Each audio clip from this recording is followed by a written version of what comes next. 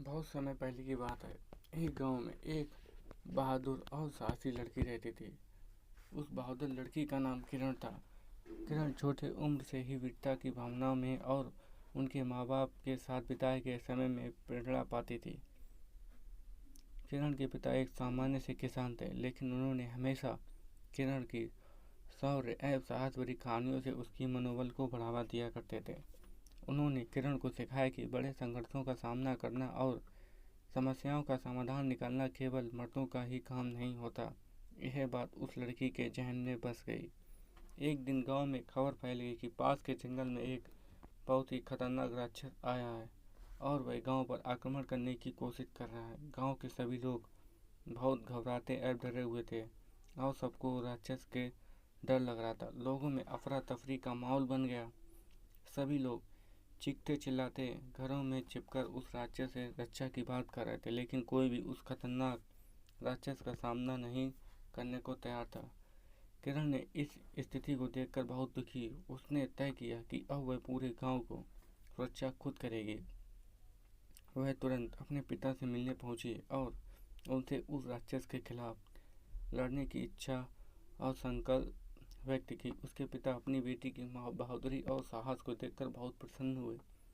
किरण ने एक युद्ध के विशेषज्ञ शिक्षक से अपनी तैयारी शुरू कर दी और उसने कई दिनों तक लगातार दिन रात मेहनत की और उसने अपने शरीर को मजबूत बनाने के लिए हर प्रकार की कठिनाइयों का सामना किया और अपनी हृदय को साहसिक बनाने के लिए अनेक प्रयास किए। अंत में किरण को राक्षस से मुकाबला करने का समय आया। उसने अपनी युद्ध की तैयारी से खुद को उस राक्षस से संघर्ष के लिए तैयार किया और उस जंगल में चली गई। राक्षस ने किरण को देखकर हंसने लगा और जोर जोर से ताली बजाने लगा और उसे हंसते हुए कहा, तू कौन छोरी? मैंने कई लोगों को डराया है, लेकिन एक लड़की को पहली बार देख रहा हूँ जो मेरे सामने खड़ी हो रही है। किरण ने अपनी साहस और दृढ़ संकल्प के साथ उस राक्षस के सामने खड़े होते हुए कहा, मैं तेरी दुर्बलता और दुष्कर्मों का अंत करने आई हूँ। मुझे तुझे यहाँ से अपने साहस और वीरता से हराऊंगी। राक्षस की यह बातें सुनकर किरण का मन नहीं भरा। वह जानती थी यह संघर्ष सिर्फ शारीरिक बल पर नहीं बल्कि साहस और सामर्थ्य में है। किरण ने राक्षस के सामने उसके सभी बुरे कामों को गिनाया, उसे मानवता के लिए काम करने की अपील की। वह राक्षस को समझाने की कोशिश कर रही थी कि उसकी शक्तियों का उपयोग उन्हें बुरे कामों के बजाय मानवों की सुरक्षा करने के लिए करना चाहिए।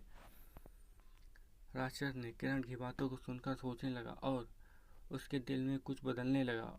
उसने किरण से कहा, तूने मुझे समझाया कि शक्तियों का सही उपयोग करना जरूरी है। मैं यहाँ से जा रहा हूँ, लेकिन मैं तेरे बातों का पालन करूँगा। राक्षस ने उन गांव के लोगों के साथ समझौता किया और उनसे माफ़ी मांगी। उसने उनके साथ एक समझौता किया कि वह अब उनकी सुरक्षा करेगा और किसी भी तरह से किसी का नुकसान नहीं करेगा। किरण ने अपनी बहादुरी और साहस से न केवल गांव को सुरक्षित किया, बल्कि उसने एक बदलाव को प्रेरणा सभी को दी। खासकर गांव की लड़कियों को उसने सिखाया कि छोटी सी लड़की भी बड़े संघर्षों कठिनाइयों का सामना कर सकती और अपने दृढ़ संकल्प का मनोबल से जीत सकती है। बहादुरी की कहानी हमें ये सिखाती है कि शांति, शुद्राव और समर्पण के साथ हम किसी मुश्किल से सामना करके उससे छुटकारा पा सकते हैं। हमारी शक्तियों का सही तरीके से उपयोग करना हमें सफलता और आगे बढ़ने में मदद करती है।